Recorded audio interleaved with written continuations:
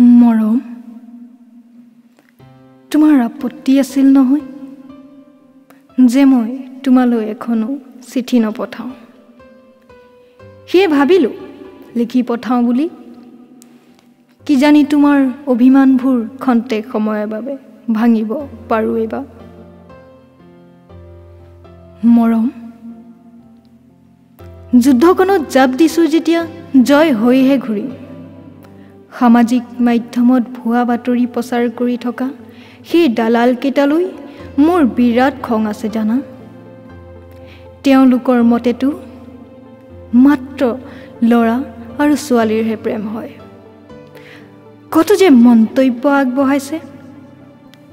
কোনোবাই একো কি কয় জানা, LGBT কমিউনিটিৰ অথবা সমকামিতা মানুহ যিমান আছে তেওঁলোকৰ পৰিয়ালবৰ্গই তেওঁলোকক মানসিক ৰোগত আক্ৰান্ত হোৱা বুলিয়েই ভাবে। মই ৰৈ থাকিব নোৱাৰিলোঁ জানা। মই মাত লগাই ক'বলৈ বাধ্য হৈ পৰিলোঁ। মই ক'বলৈ ধৰিলোঁ, সামাজিক মাধ্যমত ভুৱা বাতৰি প্ৰচাৰ কৰি তোমালোকে লেই চেই কৰিলা। সমকামিতা বুলি উদঙাই হাঁহি পাত্ৰ কৰিলা মাত্ৰ নিজৰ চেনেলটোৰ ভিউ বঢ়াবলৈ। আৰু এটা কথাকেই পুৱা গধূলি শুনাই মানুহৰ মনত কুপ্ৰভাৱ পেলাই এতিয়া আকৌ ফুল ছাপোৰ্ট আশা কৰা কথা কৈছা। কোনে কৰিব ছাপোৰ্ট? গাঁৱলীয়া মানুহৰ কথা এটাতেই দুটা। সমাজকটো আলোচনা কৰিবলৈ মাত্ৰ এটা কথাহে লাগে।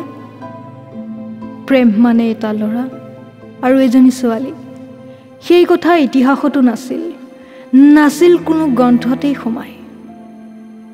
তেন্তে সামাজিক মাধ্যমত কিয় ভুৱা বাতৰি প্ৰচাৰ চলিল তেওঁলোক মানসিক ৰোগত আক্ৰান্ত বুলি? এতিয়া ভুৱা বাতৰি কোনে প্ৰচাৰ কৰিলে? মৰম, সকলোৱে মোক চাই থাকিল। মই আকৌ ক'লো উদাহৰণস্বৰূপে এটা ল'ৰাই অজাতি ছোৱালী এজনী লৈ আহিলে। গাঁৱৰ বয়সস্থ হিচাপে বিচাৰ বহিল। বহু লোকৰ নানান মন্তব্যৰ মাজেৰে মন্তব্যৰ শেষত এঘৰীয়া কৰি তুলিল। মই সুধিব বিচাৰোঁ যে এখন ঘৰক বহিষ্কাৰ কৰি তুলিব পৰা সমাজখন ক'ৰ পৰা সৃষ্টি হ'ল? ভুল শুদ্ধ বিচাৰ কৰিবলৈ তেওঁলোকনো ক'ৰ দেৱপ্ৰাণী হৈ আহিল? গাঁৱৰ মানুহে যদি আপোন বুলি সামৰি নলয়, তিৰস্কাৰ কৰিব নামি আহে, তেওঁলোকচোন একোজন ভগৱান। কাৰণ ভুল শুদ্ধ বিচাৰ এজন মানুহে কৈ দিলে হৈ যোৱাটো বৰ এক ডাঙৰ কথা দিয়াচোন। গাঁৱলীয়া মানুহৰ খোজে প্ৰতি বিচাৰ ভগৱানকনো কিয় লাগিছে? তেওঁলোকে নিজেই বিচাৰ কৰিব, নিজেই শাস্তি প্ৰদান কৰিব। ঈশ্বৰকনো কোনে সোধে? নিজৰ ঘৰৰ ভিতৰত কি চলে চুপে চাপে থাপি থোৱা মানুহে কি ভুল শুদ্ধ বিচাৰ কৰিব? মৰম, এই চাত বাৰুকৈ লাগিল চাগে। শেষত মই ক'লো সমাজে মোক ৰান্ধি দিয়া নাই, সমাজে বাঢ়ি দিয়া নাই। এমুঠি অন্ন খাবলৈ বুলি নিজৰ ঘাম মাটিত পেলাই দুবেলা দুমুঠি খাইছোঁ। মোৰ মুখৰ হাঁহিকণ এই সমাজে আনি দিয়া নাই দিয়া মোক একো কৰি। তেওঁলোকে মাত্ৰ কৰিছে সমালোচনা। কোন ক'ত যায় কি কৰে আৰু তেওঁলোকৰ বিচাৰ শুনা। দৰাচলতে হাঁহি পাত্ৰ সমকামিতা সমাজখন নহয়, এই সমাজহে যিয়ে আমাৰ দৰে মানুহৰ জীয়াই থকাটো বিচৰাই নাই। খোজে প্ৰতি নিন্দা অপমান অপশব্দ ব্যৱহাৰ কৰি মানুহে সঁচাকৈ মানসিক ৰোগত আক্ৰান্ত কৰাইছে। এই সমাজে তেওঁলোকক আঁকোৱালি ল'ব নোৱাৰা একো কথাই নাছিল। তথাপিও তেওঁলোক সমালোচনাতেই থাকিল।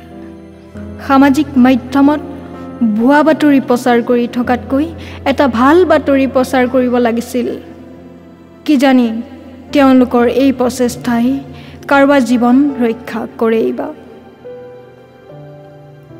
ঠায়ে ঠায়ে কৰুণ মৃত্যুক সাৱটি লোৱা সৰু ল'ৰা ছোৱালীবোৰে ভয় কৰে এই সমাজলৈ, এই মানুহলৈ।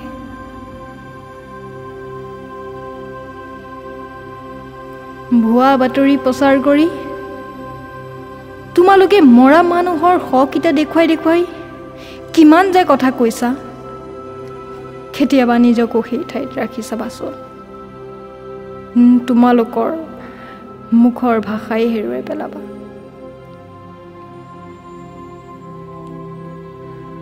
সামাজিক মাধ্যমত ভুৱা বাতৰি প্ৰচাৰ কৰি তোমালোকে কাৰোবাৰ মা, কাৰোবাৰ দেউতা, কাৰোবাৰ ভণ্টি, ভাইটি নাম দুভৰিৰে মোহাৰিছা।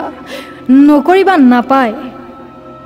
এই সমাজত স্থান দিয়া, আদৰ দিয়া, সন্মান দিয়া, মৰম দিয়া। কিজানি ঈশ্বৰেও ক'ব লগা নহয়, কি মানুহ সৃষ্টি কৰিলো, মানুহৰে মূল বুজি নাপায়। আকৌ তেওঁ জ্ঞান দিবলৈ আহি পৃথিৱীলৈ মানুহৰ হাতেৰে ঠেকা খাব লগা নহয়। অন্তত মৰম, মোৰ কথাবোৰ মানুহৰ গাত লাগিছে।